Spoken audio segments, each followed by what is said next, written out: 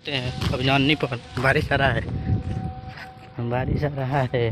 मैं अभी जा रहा हूँ तिथि में घर, देख सकते हैं। अभी मैं जा रहा हूँ घर, मैं अभी जा रहा हूँ घर, देख सकते हैं।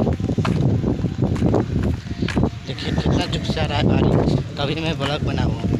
आप लोग मेरा चैनल को लाइक कीजिए, चैनल सब्सक्राइब कीजिए, ये छोटे मोटे चैनल को सपोर्ट कीजिए। ठीक है, मैं जा रहा हूँ अभी घर, देख सकते हैं। जोर से आ गया, इसी में मैं ब्लॉग बना रहा हूँ अपना,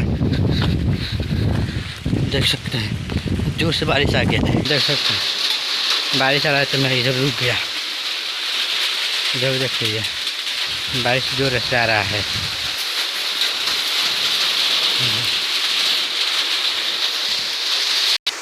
वैसे मैं दुकान देखिए, दुकान पर मिलता है। अब एक चीज़ में जाऊँगा अपना गोयरा जाऊँगा, एक जगह अभी रुकूँगी, 3 जगह में रुकना पड़ेगा हमको, चौथा जगह घर पे छोड़ देंगे। ठीक है, तब तक चलिए बाय। देख सकते हैं बारिश आ रहा है।